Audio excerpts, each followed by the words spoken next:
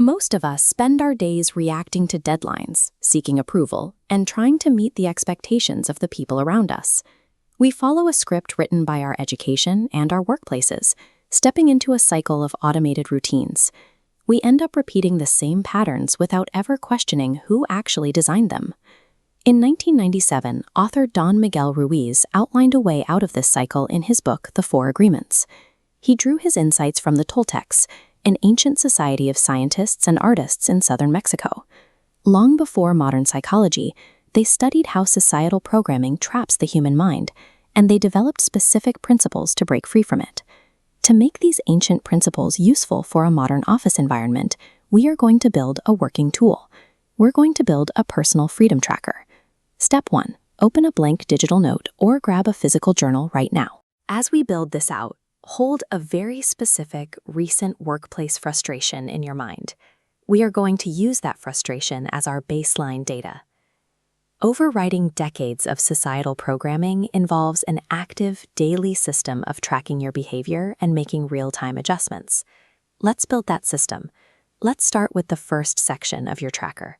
At the top of your page, write the header Morning Intentions. Directly underneath that, write down your daily prompt question. You will ask yourself this every single morning. What is my 100% capacity today? The fourth agreement tells us to always do our best, but your best is a fluctuating metric. The 100% effort you can give when you are fully rested and healthy is different from the 100% effort you have available when you are sick, stressed, or burnt out. This battery meter illustrates the reality of your daily capacity. A 100% effort on Monday looks very different from a 100% effort on Tuesday after a major deadline. Both represent your best possible effort for that day, requiring you to recalibrate expectations. Establishing this honest baseline every morning disarms your inner critic. You prevent yourself from feeling guilt at 5 p.m. for not hitting a standard you didn't have the energy to reach in the first place.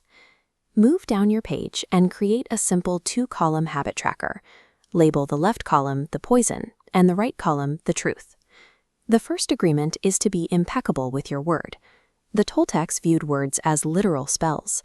When you engage in negative self-talk or gossip, it acts like a computer virus, introducing corrupt code that degrades your mental network and distorts reality. You will use the left column of your tracker to catch this virus in real time. Log every specific instance where you unnecessarily criticize yourself or participate in workplace gossip. The moment you log it, move to the right column. Your job is to translate that negative entry and rewrite it with intentional integrity, focusing strictly on objective facts. On the left side, the poison reads, "I'm stupid for messing up that presentation." Over on the right side, the truth replaces it.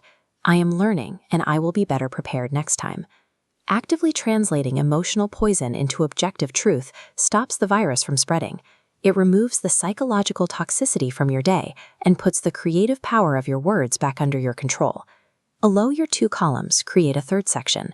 Title this one, The Boundary Filter. Underneath that title, write down a 2-question mental checklist. Question 1, is this feedback actually about me, or is it about their own insecurities? Question 2, am I agreeing to accept their emotional garbage? To see how this works, imagine a coworker walking up to your desk and delivering a sharp, passive-aggressive remark about a project you just completed. This diagram shows the filter in action.